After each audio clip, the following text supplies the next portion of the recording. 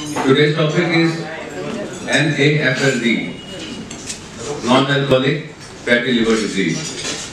We have listened on this topic at least 5-7 times, I remember.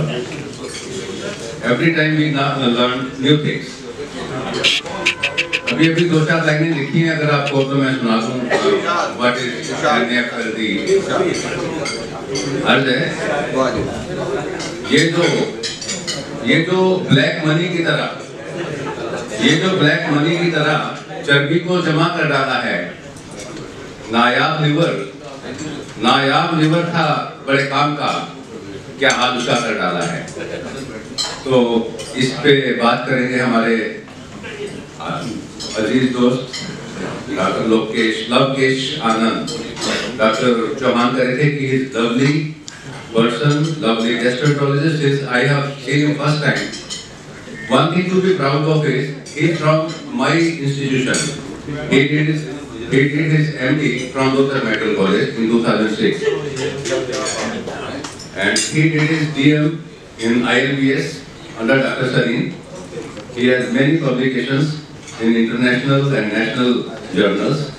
His area of interest is hepatology and all the procedures which are done endoscopically. So without wasting time, I'll call him to elaborate on this topic, and in the end we'll have great interaction. Sir, Dr. Lavkesh.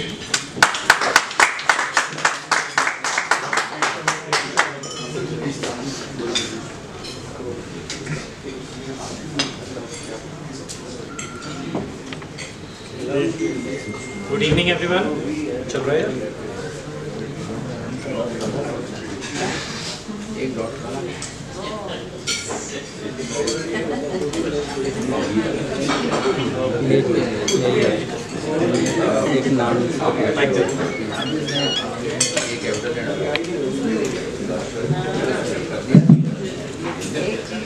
Good evening everyone.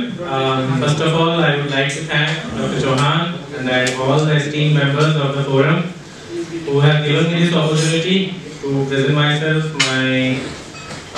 whatever little knowledge I have to share with you all people, and hope many more such interactions in the future. So the topic today chosen was deliberately a common topic which of course everyone in any specialty come across. It's fatty liver. And the thing which many patients who come to me and say that in the ultrasound there is fatty liver आया है और दिखाया था, उन्होंने कहा कि कुछ नहीं करना, ये सब में पाया जाता है.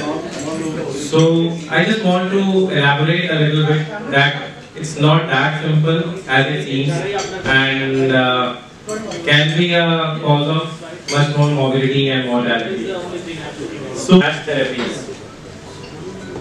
जब भी कभी लिवर का बात आता है कि there is a liver disease, first thing that comes into mind that of course this person must be an alcoholic. But now everyone first knows that this non-alcoholic disease has surpassed alcoholic liver disease.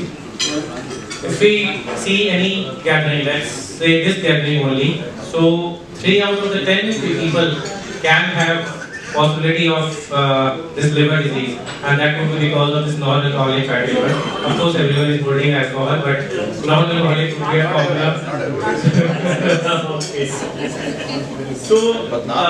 So how common is the non-alcoholic fatty liver? Now there are many studies which have shown that it ranges between 20 to 30% prevalence all over the world, and it's more common in diabetes, in obesity, and in patients with dyslipidemia, where the prevalence increases from 50 to 90%. And rather, it is now considered to be a global epidemic all over the world, and it is now one of the area जिसमें सबसे ज़्यादा काम हो रहा है all over the world to find out medicines that can help alleviate this fatty liver disease. India में usually 20-30% prevalence माना गया है. The spectrum, there is a study way back in 2004 in which there was studied the spectrum of chronic liver disease in India, and it was seen that in India also there were, apart from virus and alcohol, non-alcoholic fatty liver disease was around 12% accounting for cirrhosis in these patients. Now it is known that Asians are more prone to accumulate fat in the body, and because of which there is a higher percentage of total fat that for a given BMI. And also this fat preferentially accumulate in the truncal adipose tissue. On Indians, in all the Asians, it is basically the tummy which grows rather than the overall obesity. And this is as compared to the Western countries in which there is not much visceral adiposity. Now the implication of this is, there was a beautiful paper in Lancet in 2004 in which they have compared two people who had a similar BMI of 22.3, and it showed that the Asian person has a fat of 21.2% for the same BMI, in which the Western person has just 9% body fat. This shows that how much more body fat we Indians, we Asians have. And because of which all the guidelines or the criteria were changed for the Indian population, Asian as a whole. We take the target of BMI of 22.5 for overweight as compared to 25 in overall, and the obesity starts from 25 to 29, and in Asian it is 23 to 25. So this is the implication in Asian population, and so we have to start therapy earlier as compared to whatever the guidelines, WHO guidelines are for overall world. This is also one of the reasons that India is now considered to be the diabetes capital because of this accumulation of fat. Now another important concept is that in India, even lean patients, that is patients, people who look thin, they also get fatty liver, they also get diabetes. And the reason for this is considered that the adipose tissue in us Indians are defective. They are defective, so this leads to accumulation of more macrophages and foamy cells, and this leads to fatty liver disease, even though a person may not be that fat. This entity is called lean NASH. Now, there are many postulates for this NASH in non-obese individuals, and what is considered that it is because of the dysregulated metabolic milieu and also some altered gut-liver interaction, and this can lead to, along with the genes, it can lead to this formation of fatty liver. Now, what are the major lifestyle determinants of fatty liver? First thing is what we eat. Excess calories, fat, saturated fat, sugars, low fibers, these are important. And second is what we don't do enough of, which is sedentary lifestyle and physical activity as a treatment. What we drink is also important because we have excess of sucrose, fructose and soft drinks in us. So,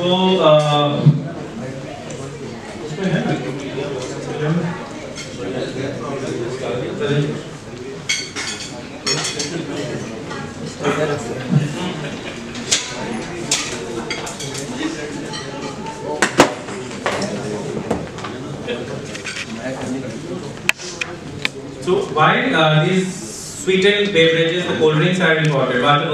Because there is a large amount of rapidly absorbed sugar. And these soft drinks, they get accumulated in the body, they cause sudden surge of the blood sugars and cause advanced glycation end products, which can lead to increased insulin resistance and inflammation.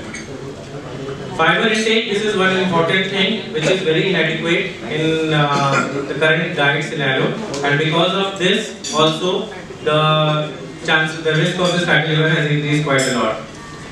And there was one study in which was published in 2008, in which there were healthy medical students of age 27 years, and they were given fast foods, and they found that there was a rapid and profound elevation of serum ALT level in these patients when these students, when they took fast food for 4 weeks. So this is the way this fast food can cause damage. So what are the symptoms these fatty liver patients can have? Most patients are asymptomatic, around 50 to 100%. And when symptoms occur, they are usually non-specific. The most important is the fatigue, and other symptoms are right upper quadrant discomfort and malaise. Ultimately, I think that's what. Okay. So right upper quadrant discomfort, malaise, which is around 30 to 40%.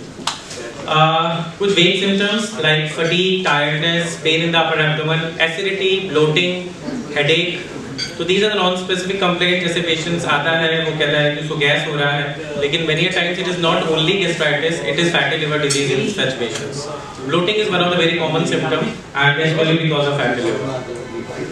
So how to assess these patients? Of course, symptoms patient will complain. As I told you, the symptoms non-specific. He can also complain of some chronic pain disorders, achy muscles. In physical examination, most of them are obese, have a large liver and right upper quadrant tenderness or palpation. And labs would be consistent with metabolic syndrome, and they may or may not have deranged LFTs. So liver function test, it may be normal. Then the other very important test is, apart from ultrasound, is the FibroScan. You all are aware of FibroScan. So it's a non-invasive marker, and it's based on transient elastography. We have many radiologists in the forum, and they are better to tell about this. So it's a form of A-mode ultrasound, and in this the shear wave is reflected from the liver. The more stiff the liver is, the more it will reflect, and this will cause more value. And the important thing to note for the FibroScan is that the velocity is evaluated in a region of the liver which is located 2.5 to 6.5 centimeter below the skin surface. So this is around 100 times the liver biopsy. So in that way it gives a very good and sensitive for fatty liver disease. So in the clinical practice, it is a rapid test. It hardly takes 5 minutes. It's a painless bedside OPD test and gives immediate results. And there are two values that you should see. This is the CAP value, and there is this is called LSM, which is liver stiffness measurement value. This CAP value tells us how much fat in the body is. The normal value for this is 225. So there is different ranges. So 300, I would say somewhere between grade 2 to grade 3 fatty. And this liver stiffness normal is 6 to 6.5, and above 14 we consider that there can be some cirrhosis. So we have to take into account both these values in the FibroScan. So the spectrum of NAFLD is a dynamic process as long as patient is pre-cirrhotic. There are different stages of fatty liver. Patient, the liver can be normal. There can be steatosis, in which it is just non-alcoholic fatty liver, in which the LFT would be completely normal. Once the LFT starts deranging, we call it steatohepatitis, or the non-alcoholic steatohepatitis. And the end stage, of course, is cirrhosis, in which we will have all the features of portal hypertension, jaundice, ascites, bleed, the full blown spectrum. So around 30% of the patients can switch from normal liver to fatty liver to NASH, and the progressive fibrosis will lead to cirrhosis, of which 0 to 10% can lead to liver cell cancer. And one thing that is important to remember is that fatty liver is one of those causes which can cause liver cancer even without getting into cirrhosis. Like that means a non-cirrhotic patient having fatty liver can also have cancer. Otherwise, in most of the diseases, most of the etiologies, usually cirrhotic patient only causes cancer. So these and hepatitis B are two such causes. So what are various factors associated with progression of fatty liver? Of course, age. As age increases, diabetic patients are more prone. Patients having persistent transaminitis, if the biopsy is done, then melanine degeneration and memory hardening, these are risk signs, and high BMI and high visceral adiposity.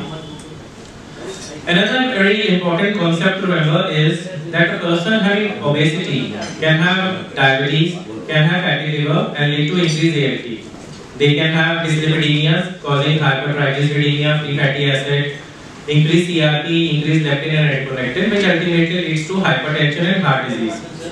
But now it is said that if we treat the patient at this stage, in which there is fatty liver, then we can prevent the patient from getting hypertension and other heart diseases. So in that way, we should not ignore fatty liver, and we should start treating the patient in all the forms, including whatever treatment we'll discuss now, to prevent from other diseases. So this is another various studies which have shown that the actual cause of death in these patients are malignancy, ischemic heart diseases, and lesser amount of liver diseases. So we have to treat not only for liver disease but for other diseases also. So this is another recent study in 2019 which has shown NASH to be a part of multi-system disorder, and this metabolic stress and inflammation will lead to hypertension, heart, it will lead to failures, liver of course, fatty liver, in pancreas it will lead to diabetes, and kidney, it can cause chronic kidney diseases. So now come to the management. Lifestyle intervention is the most important thing. It remains the standard of care, and it is critical in any attempt to reverse the course of fatty liver. Now, what does lifestyle modification mean? It includes dietary interventions, it includes exercise and behavioral changes. So now there are ample data which has shown that if the patient only has steatosis, then at least weight loss of 3%. If there is ballooning inflammation, that means there is steatohepatitis, we need at least weight loss of more than 5%. If there is more than 7% weight loss, then there is a NASH resolution, and if there is cirrhosis or fibrosis is there, then at least patient should lose 10% of his weight. In that way, we can expect that there is some improvement in fatty liver. But the actual fact is that only less than 10% of patients sustain the weight loss at 1 year. So only weight loss doesn't help. So we have to combine it with exercise. And it is the combination of diet and exercise which is more effective than diet alone. Now, the exercises, whether there it be isometric exercises or weight bearing exercises, we have to do some exercise. And the guidelines say that patients have to be active for at least 45 minutes so that he can have a healthy life. And how does this exercise help? It leads to improvement in the insulin sensitivity, it decreases the visceral fat and leads to increase in the VLDL clearance. Ultimately, it also helps in changing the cardiovascular system. Now, as we have already discussed that Indians have lean NASH, that means thin patients also can have fatty liver. So, whether these lean patients will improve with weight loss, so recent studies have shown that yes, even these lean individuals with fatty liver are equally responsive to lifestyle intervention. This was a very landmark paper in which it was compared that patients who have BMI less than 25 and more than 25, they have equal improvement in fibrosis and fatty liver reduction when they cause this weight loss. Now, another important is liver tonics. The most important, when patient come to us, he is either taking LIV52 or some other liver tonic.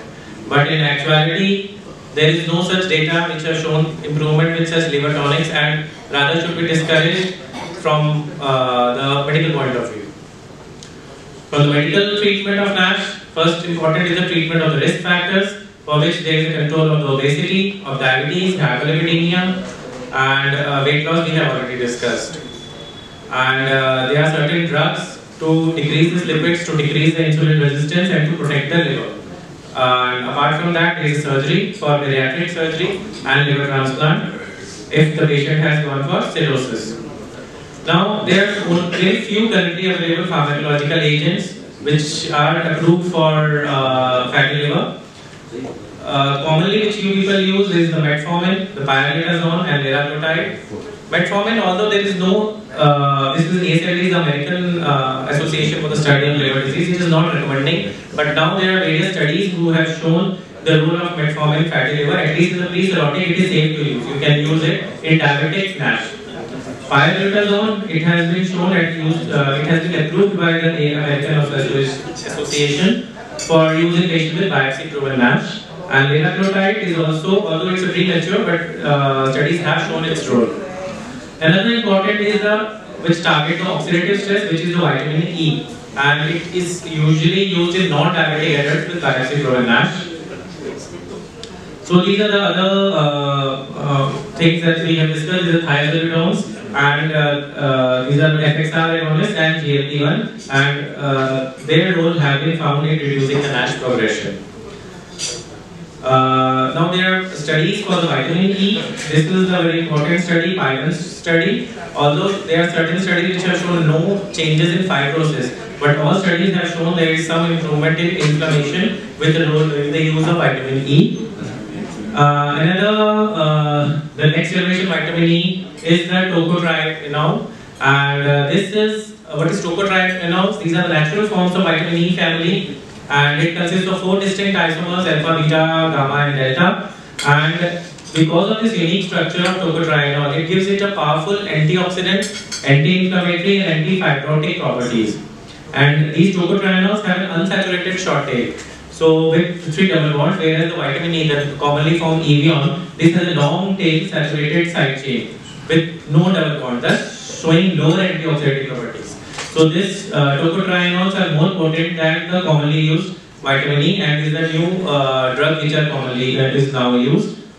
And there was a study, a 1-year trial for this tocotrienols against Alacol, and it was done in 64 volunteers with ultrasound-proven fatty liver disease.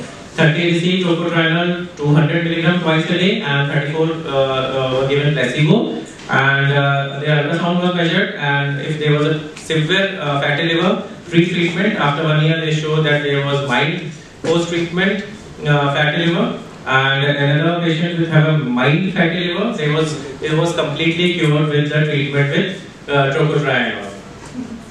So the conclusions was that it has shown to have significant hepatoprotective activity compared to placebo, and the results were comparable to the Python study which used Evion. Another drug which is now commonly used is saroglitazar. It is a novel dual PPAR alpha gamma agonist which causes decrease in the hepatic inflammation, decrease in hepatic steatosis, and there was this evidence-4 trial. This is a multi-centric study conducted in USA in 106 patients, and 3 doses were used: 1 mg, 2 mg, and 4 mg. And patients were given this for 16 weeks, and it has shown significant improvement in fatty liver disease, and also there was some improvement in fibrosis, but not all fibrosis was improved. So they concluded that 4 mg saroglitazar, in market it is named available in the form of Vylexa. So this Vylexa 4 mg significantly improved liver biochemistries, hepatic steatosis, dyslipidemia and insulin resistance, particularly in patients who have dyslipidemia, hypertriglyceridemia and increased cholesterol. Along with it, if the patient has, you don't have to give the statins, and this Vylexa will take care of both the things. So in this way, this is another drug along with tocotrienols which have shown promising growth. So now, apart from this, the vast study, the Americans and the Europeans are funding too much of their funds in identifying the therapeutic targets for this fatty liver disease, and they are now targeting. Now you can see this busy slide in which there are many targets which they have found, and they are studying all the possible these targets which can reverse the fatty liver. And I'm not going into detail of these targets, but probably in the near future, in a year or two to come, there will be many drugs available for reversing NASH and probably also cirrhosis. Bariatrics, as we have seen, of course surgery is there, but endoscopically also we have intragastric balloons which we can place. In our center also we are placing it, and in which the average weight loss is around 20 kgs. And with this also we have seen that there will be improvement in liver histology. And but in case of NASH, advanced fibrosis and cirrhosis, in which surgery is not feasible, this endoscopic bariatric is a promising role. So these are the various surgeries, the adjustable gastric band, but this is has a role only in the pre-cirrhotic stage. And this was a recent paper published in ASLD only in 2019, and which have shown that this bariatrics improve the disease activity, but the advanced fibrosis does not regress at all. So, to carry my message today is that the liver is the most important organ, and we say that liver rules and organs obey. And this I have missed, but apart from BMI, there is another common idea that we can take for the ideal weight. So whatever your height is, minus 100 is your ideal weight. So if the patient has a height of 180 centimeter, so you can roughly say that you have to keep your weight below 80, because 180 minus 100 is 80. So that will be his ideal weight. You don't have to calculate BMI. So every person should have 5% time for self. If there is a family history, you should always suspect fatty liver and metabolic syndrome. Get ultrasound, fibroscan, and ALT levels to screen the patient.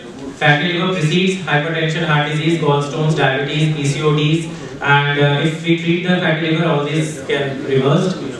Lifestyle modification, vitamin E, coffee also has a good role in fatty liver, and statins, they have a role.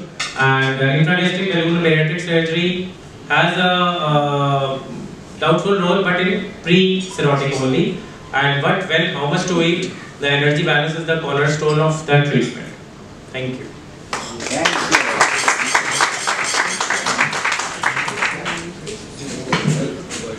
Lovely talk by Lavkesh. As you, in your last slide, you said your weight, height minus 100 centimeters. Your waist, if it is half of your height, whatever your weight, it's okay. This is another way to approach. Waist is more important than weight. Weight can be muscle, bones and other things also. I must claim it was one of the very nice talk minus a few slides which we missed. A big head to him. मेरे फाजिल दोस्त ये कहते हैं कि मैं chairperson हूँ तो मुझे ज़्यादा सवाल नहीं पूछने चाहिए। मैं नहीं पूछूंगा, कोई बात नहीं। और मैं एक मुफ्त हुए बदनाम किसी से हाय दिल को लगा के, तो जो दारू पीते हैं क्या उनको NFL नहीं होता? सर अगर अल्कोहल सिग्निफिकेंट यानी कि सिरोटिक मात्रा में हो, हम उसको नॉन अल्कोहलिक फैटी लिवर नहीं बोल सकते, क्योंकि नॉन अल्कोहलिक फैटी लिवर का मतलब ये है कि वो अल्कोहलिक सिग्निफिकेंट मात्रा में नहीं लेगा। सो अगर पेशेंट ओबीस है, डायबिटिक है और अल्कोहल भी अच्छा खासा ले रहा है, तो we would call fatty liver alcohol plus diabetic related. उससे थोड़ी कम मेरी जैसी बात करता है, एक दो पैक पीने वाले, कभी आंखों से, कभी ग्लास से पीने वाले सब। So bloating was one of the features, as you said, of NAFLD, and we in general keep it as a indigestion or say acidity. So how to differentiate it? So as I told you, these are very non-specific symptoms. So whenever patient comes to you with this complaint, you should keep in mind that you have to rule out fatty liver. You have to evaluate it and get the ultrasound, get a fibro done. And if you find that, then that would be one thing. You ask the patient if he is obese to reduce the weight. And most of the time, my personal experience is patient improves with whosoever comes and he was not getting improved with all the medicines, get just improved with treatment of the fatty liver. Let's take my last two half questions, sir. Till what level we can reverse the fatty liver? Till the time it is cirrhosis, you can reverse it. Evion 400, 800, 600, are you using in your practice? Yes, sir. So we are using Evion, and now, as I told, this Tocopil, which these people have the Tocotrienol, it is 200 once a day. It is, I am also using that. Recently now I am using those once a day, and it has also shown good results in the patients. My friend Dr. Tulsi is bubbling with energy. He will ask, he is on the front line. वो रूपा front line वाले हैं ये लोग. Thank you, Dr. Kalra. It's been a pleasure listening to you, Dr. Anand. Thank you. So you said worldwide it's about 25% NFLD presence. What about in India? Yes, sir. So in India it is 20-30%. It is 20-30%. I show you actually. probably more because we have a lot of MET-S, and this seems to be the hepatic manifestation of the MET-S. So this is the literature. Although so this fatty liver is considered a global epidemic, and India it is around 20-30%. So this is 2004 slide. Yeah, but the latest one also, the prevalence is somewhere under this. Of course, the prevalence increases in diabetics, in dyslipidemia and obesity. And we have probably the largest population of diabetes in India. Yeah. So probably I would probably say about 40% in India. I need to be corrected. Anyway, sir. So why I said it was, this seems to be the hepatic manifestation of the MET-S. Metabolism, right. And NFLD, as we know, is associated with increased risk for hepatocellular carcinomas, for colorectal carcinomas in males, for CA breast in females. So, especially in the presence of fibrosis. See, if you have fibrosis, then probably the incidence of hepatocellular carcinomas, colorectal cancers, and the CA breast in females and more. How true is that, sir? So, as I told that hepatocellular carcinoma is directly related to fatty liver. Even patient not having full-blown cirrhosis can have hepatocellular carcinoma. The other colorectal diabetes is not directly related to fatty liver, but it is because of the other two associations. But directly related is hepatocellular carcinoma. So as you said, probably hepatocellular carcinoma, this is the third most common cause after probably ALD and hepatitis C infections. Yeah, but now it is surpassing ALD also. It is surpassing ALD? Yeah. Okay, great. Okay, sir. You dwelt upon the magnetic resonance elastography and the shear wave elastography. So both have great accuracy in diagnosing fibrosis. What about the 3D MRE? Is it significantly more accurate in diagnosing and quantifying the amount of fibrosis? It is more specific, more sensitive also, but of course it has other problems associated with it, like it is not bedside as the FibroScan is and costlier also. So in that way, the handheld tool, the FibroScan, just like a stethoscope, our stethoscope nowadays is a FibroScan. So would magnetic resonance elastography give us more information and quantify fibrosis? We can quantify fat better in this case. Right. So you dwelt upon the statins. They have shown to reduce the risk of hepatocellular carcinomas and probably reduce the progression towards fibrosis, improves insulin resistance, the endothelial dysfunctions, reduces portal pressure and decompensation as well. So it's wise to use statins in yes, sir. patients? There was a study when I was in ILBS, we were conducting the role of simvastatin in cirrhosis. Earlier, people were skeptical using statins in cirrhotic patients. In pre-cirrhotic, everyone was using. But it was one of our study only that was got published, and we have shown its safety, not in child C cirrhosis, but in child A, child B, we can use, and it causes lowering of the portal pressure. So it's useful. Chances, few patients we came across who had this myotoxicity like muscle soreness and those things were there. But of course we have to follow up the patient and look for side effects. International Conference of Liver, they said that probably this trial about the regeneration trial, talking about the obeticholic acid, they said this seems to be a watershed moment. See, because this is the only drug till today which has reduced fibrosis.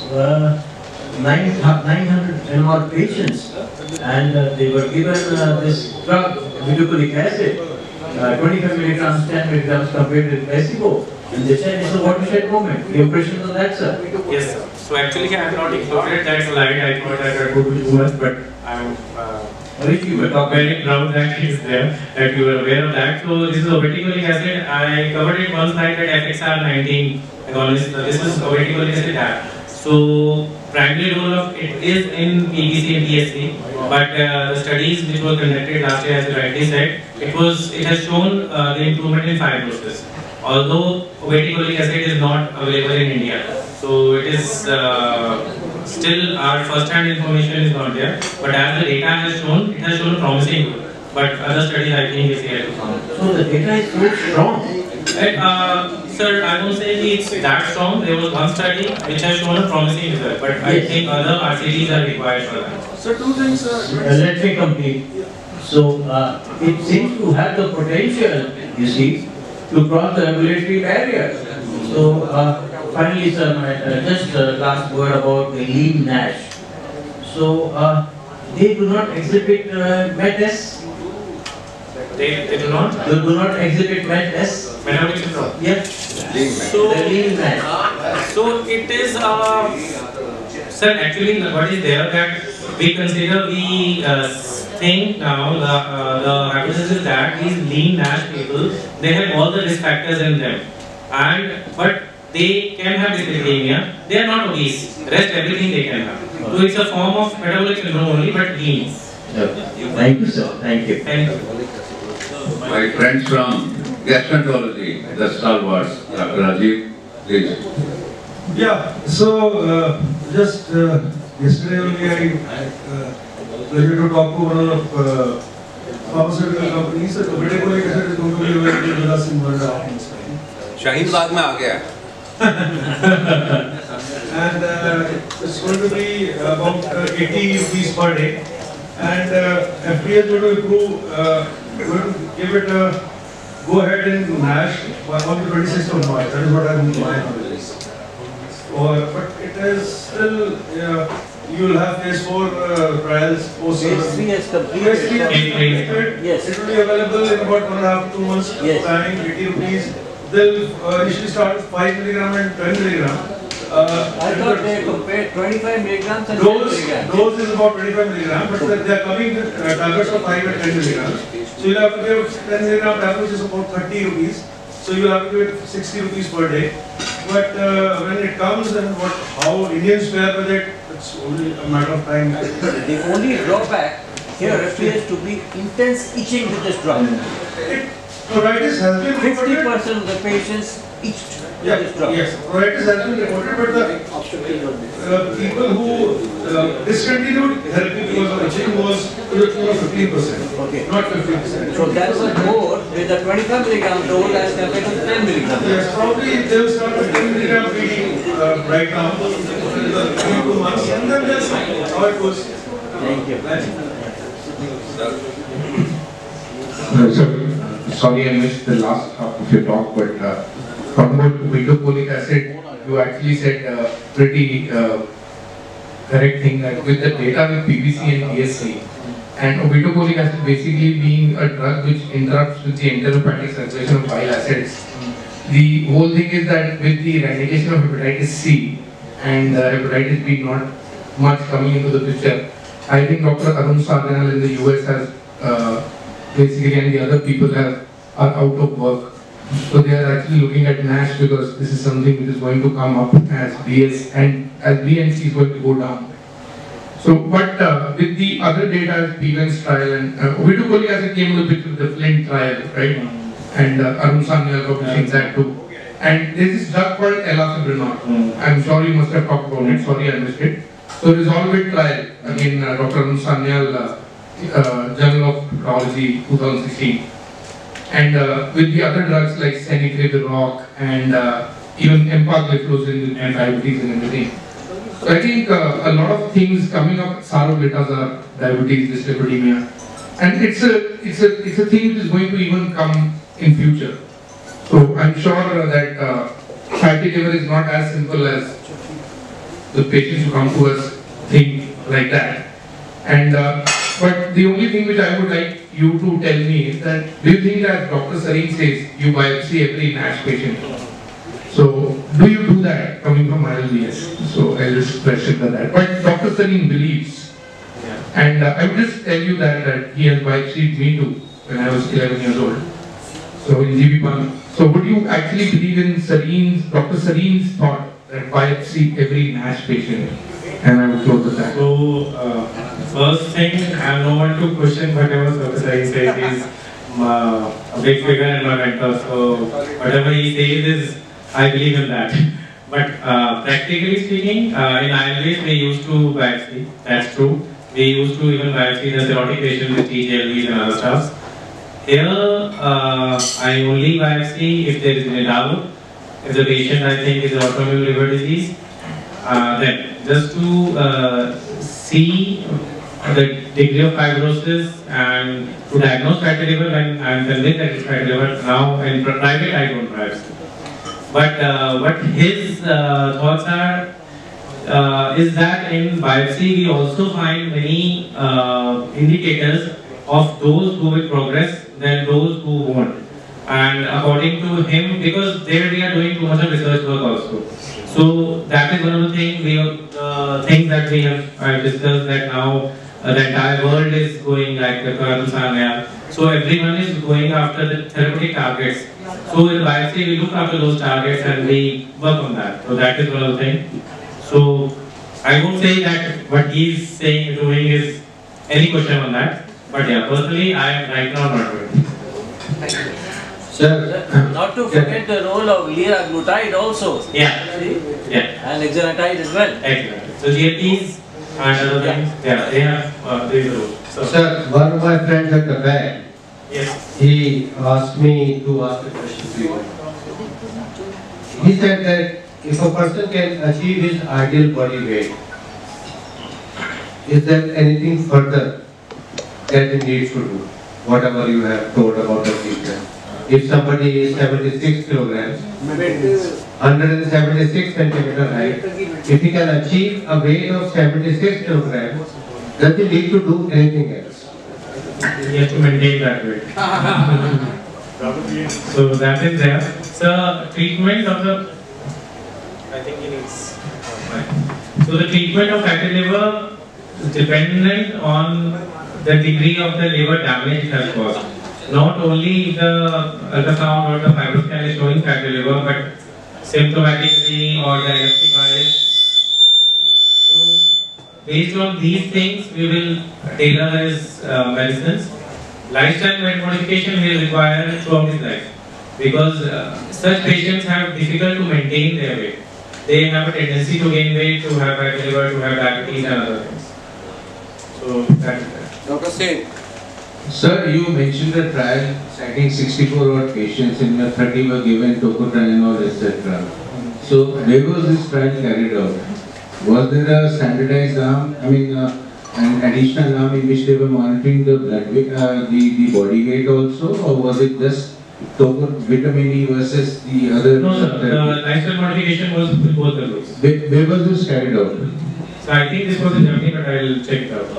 Okay. Secondly, like in other metabolic disorders, like if you're talking about diabetes or blood pressure or thyroid, you are treating to a certain target figure. So what is your therapeutic target out here in terms of follow-up as to what you do? I'm not clear. Weight loss. No, in NIFLD, we know weight loss is primary.